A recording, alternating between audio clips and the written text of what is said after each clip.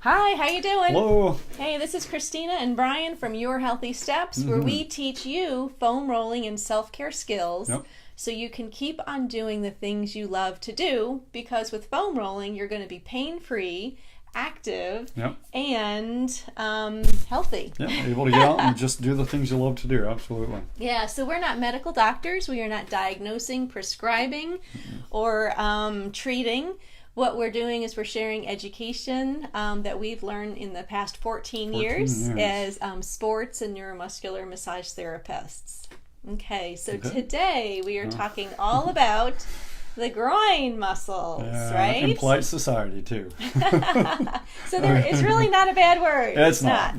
No. In fact, it's very, very important. Yes. Okay, so do you want to share with us why you recommend to your clients to foam roll their groin muscles? Absolutely, yes. And it is interesting because I always get an eyebrow raised when I say, hey, you need to foam roll the inner thigh or the inside of your leg or the groin muscles. And usually the question is, why? Why should I do that? And so, over the years, I've thought to myself, why does that question always pop up? Why that why question? And I think it is because most people really don't know how many muscles are in the inside of the thigh, and they don't know exactly what they do and how important they are. Yeah. So I think they got the quads, they got the back of the legs, the hamstrings, they understand the IT band. But it's sort of this area they're just not really sure what to do. So can I just preface with something? So when you hear the term groin muscles, I think everyone thinks of a very small, specific location, right? Just the groin. That's a good point. But it's not. It's really the whole inner thigh, it's right? It's the whole inner thigh, that is encompassing. You see it in the front, and then here's the inner thigh in the back. So these are the groin muscles. This is what we're talking about. Yeah, it's the whole inside of the inside of the inner thigh. Yes. The inner thigh of the leg. Yes. And they really are pretty important. So there's actually 5 muscles here. Okay. And so they basically run from pretty much up into the groin area all the way down the inside of the leg. And I'm going to go ahead and mention the names. I don't generally like to do that too much because people get glossy-eyed. But there's a muscle called pectineus, and it's the smallest of the muscles, and it actually can create a lot more problems than some of the other muscles.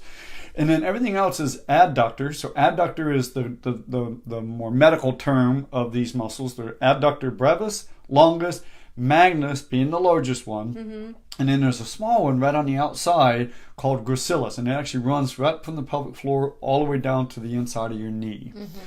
So that's the 5 muscles that are in the inside of the thigh. Okay. So why are they important? What do they do for us? Well, I'm going to get into more of that here in just a second, but it really comes down to location, and function. It's what they do, and it's where they're at. And if you think about this, they occupy that inside part of the leg, so they can impact the hip.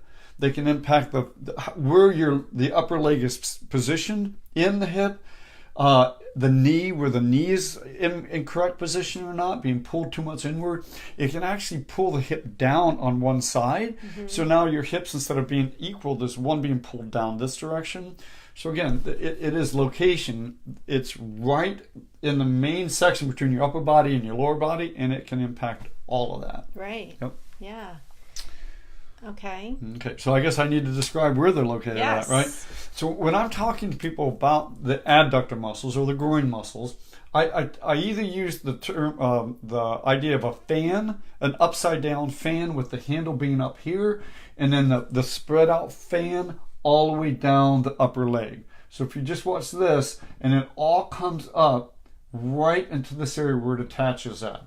That's the handle, or like a triangle, where one point is up here at the pelvis, and then the one side goes all the way down the femur. Right, and that's five muscles. All 5 muscles are in that location, yes. Yeah.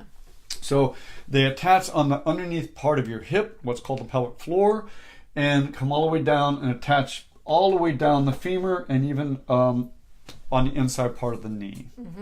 Okay, so that's their general location.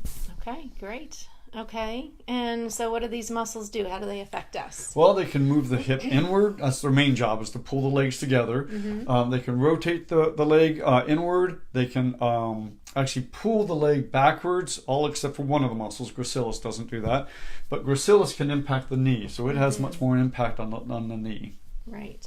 Okay. So yeah, leg movement for sure. Yes. Yes, and because of the way they're attaching to the hip, they can actually really pull on that hip. Okay. So what happens when these muscles get tight? Okay, well, anywhere they're attaching to, they can cause pain and inflammation. So that means in the groin area, anywhere along where they attach on the upper leg bone and the inside knee. But again, I think the most important thing is that because they're big, powerful muscles, they can actually affect the hip.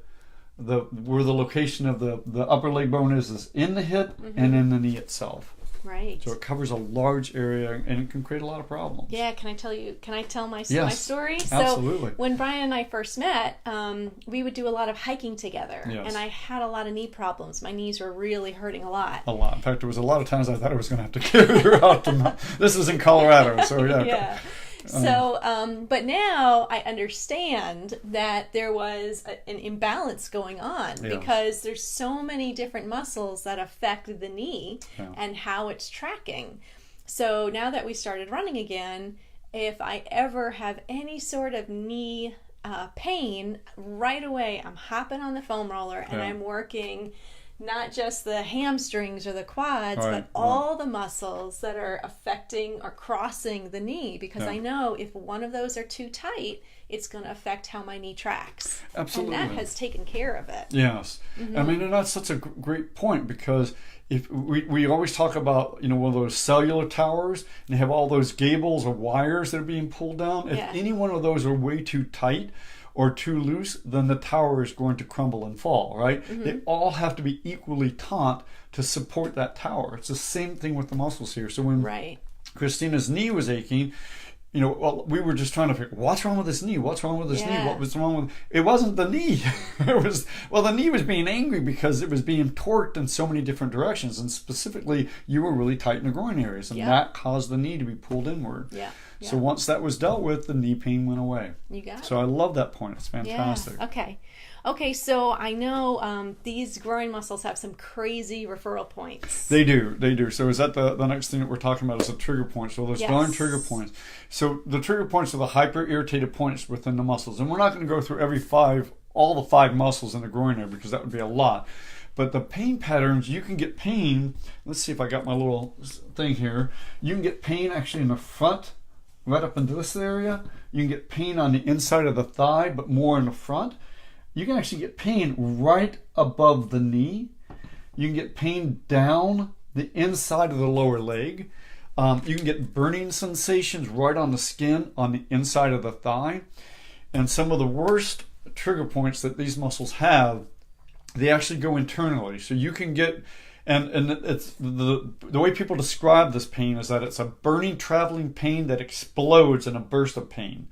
So definitely not something we want to experience, but that can go internally. So a lot of people will have that go up into the rectum, can go into the bladder, into the groins, and again, it's traveling up internally and then exploding in pain. So a lot of people will go to their doctor and explain this pain, and they go through all kinds of tests and x-rays and MRIs and all, trying to figure out what's going on, and yet it's just the muscles. So again, keeping these things nice and loose are going to help prevent that type of thing happening, where you have to go through all these tests. Scary. It is scary, because these people think that they have something incredibly serious going on here, and nobody can explain the pain.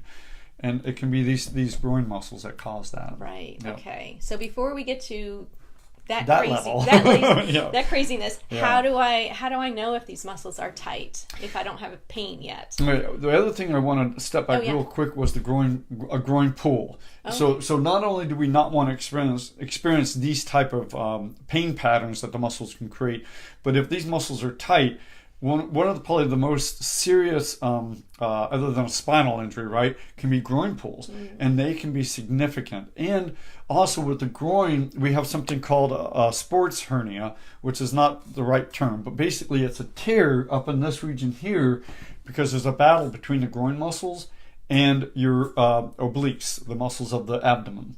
And there's a weak area in between there, and that area can tear, that fascia can tear. So again, groin pulls, I avoid those at all cost.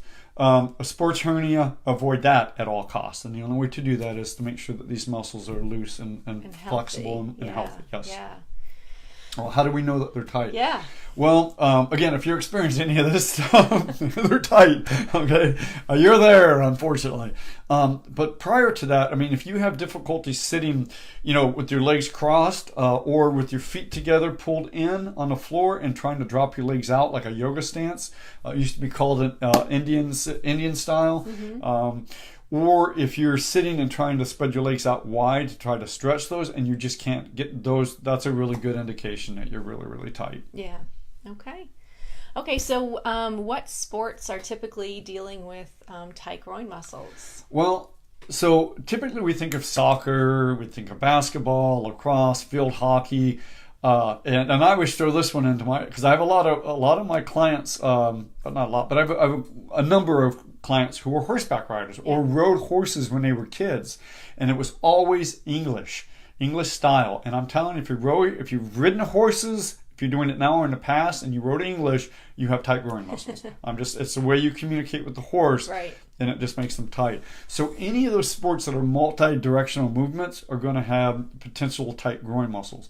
But if you sit a lot for your job, or if you're a student, I guarantee you your groin muscles are tight. It just seems your groin muscles get tight when you sit. And then, so if you're a runner, if you're a cyclist, if you like to get out and hike, that tightness is going to impact that sport because of the tightness. Not necessarily making them tight, right, but you're bringing the tightness in. So really, if you sit a lot, you have tight groin muscles. Right. Okay.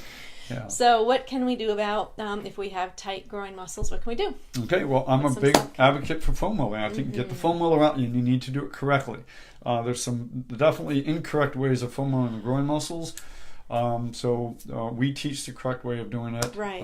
Very beneficial way of doing it. And then you want to follow that with stretching. Okay. Gentle I gotta say, my experience with foam rolling, I was doing it the incorrect way for a while, right?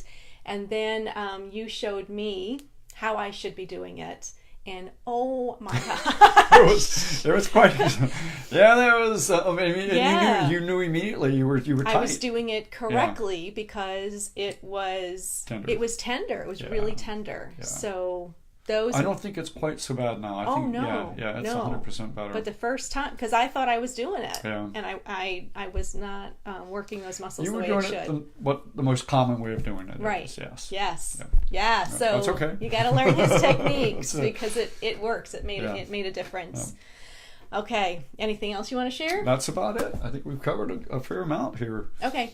So as you can tell, we are great or big foam rolling fans. Yes, absolutely. So if you would like to find out why we love foam rolling so much and why we feel like it's very beneficial for you, get our special report, 4 things that no one has ever told you about foam rolling, and then some great tips to improve your foam rolling technique immediately. So that link is with this video. Go right there, download that free report, and I know it's going to help you. It really helped me.